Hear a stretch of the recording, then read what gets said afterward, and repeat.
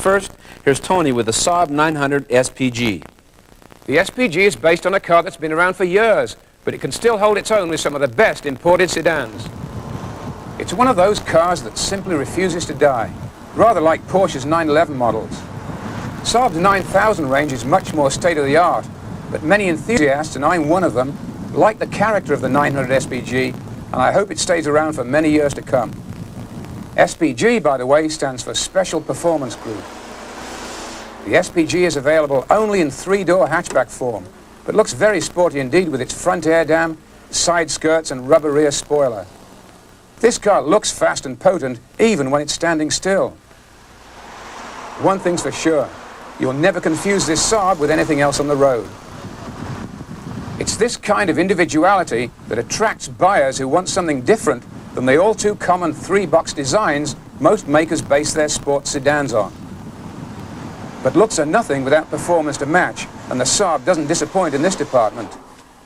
Saab was a pioneer in the use of turbochargers, and the SPG benefits from experience that dates back to 1977, when the Swedish maker first offered a turbo on its 99 hatchback. The front-wheel drive SPG uses a 16-valve turbocharged and intercooled four-cylinder engine of just under 2 litres. It produces 165 horsepower and rockets the car to 100 kilometers per hour in around 8 seconds. Our test car came with a 5-speed manual gearbox. There is some turbo lag and a little torque steer too, but most drivers who like this type of car will be more than happy to put up with it. Most sporty cars need a firm hand on the steering wheel, and this one is no exception. The SPG comes very well equipped with a host of performance and luxury items. Four-wheel disc brakes help keep all that power under control, and there's a set of very attractive cast alloy wheels to enhance appearances. Handling is truly outstanding and up among the very best in this class. You could toss the SPG into tight turns with complete confidence, and it won't surprise you with any unexpected antics. Our test car came with beautiful leather trim, interestingly made in Scotland. It was no surprise in a Swedish car to find seats that were designed for human beings to sit in all day and not just to look good on the showroom floor. Fit and finish is excellent, and I could find no evidence of sloppy assembly or shortcomings in design.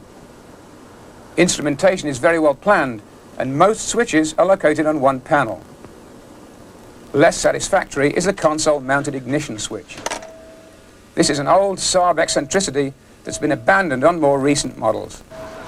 The problem is compounded by a safety system that demands engagement of reverse gear before inserting or removing the key. I found this a constant irritation, though I suppose one gets used to anything in time. But with all its oddities, this is a wonderful car to drive and has a very distinctive look about it. It's always been a favourite of mine, although it dates back quite a while now, and it's more than a match for rivals from BMW, Audi, Acura and Alfa Romeo. The SPG is a new addition to the driver's seat long-term test fleet, so we'll be looking at it again from time to time as our new season gets underway. Now, if you're lucky enough to be in the market for this kind of car, you might want to try the BMW 325IS, Audi's 5-cylinder 90 or its coupe version, the Alfa Romeo Milano, which will soon be replaced by the 164 in North America. There's a very nice Acura Legend coupe. You might also look at last year's European Car of the Year, the Peugeot 405 MI16. Ted, this car seems to get better with age. I couldn't agree with you more, Tony. You know what I like about this car is that it has personality. It has some eccentricities that they don't bother me. What I especially like is the fact that you can get in and out of this thing easily. It means a lot to me. I love those seats. They're still the best in the industry, and the fact that the hood will fly over the roof of the car in the event of an accident. I love that. However, I have to point out that the quality on this one was really inferior to a car we had 2 years ago. Remember, 2 years ago, we had an identical model. It was much, much better assembled than this one. And I'm frankly at a loss to explain why. It's sad to have to note that because this is a quality range of cars. They don't really sell anything that's at the bottom end of the market. quality has to be kept up because it rivals cars like BMW where quality is so good. Yeah, it's minor stuff. It's like the plastic trim and the tow hooks in the front were loose and the shift mechanism is not what it could be, but it's kind of disconcerting because it's a brand new car. Well, that's right. Saab is having problems in the marketplace. We know that. There's talk of a takeover by Ford. I hope that these problems, financial problems, aren't resulting in cars that aren't quite as well built. We've got this car for quite a while. We'll find out whether it's really going to be good. About the Ford thing, and it is just a rumor at this point, we should stress that, but can you imagine some of these Ford salesmen trying to sell a Saab SPG? I mean, they can't even sell a Ford Scorpio, a Mercury Scorpio. Exactly. This has been a problem, and I think it would be a problem. Maybe Ford would, if this came about, keep the existing dealership. Okay, let's sum up here.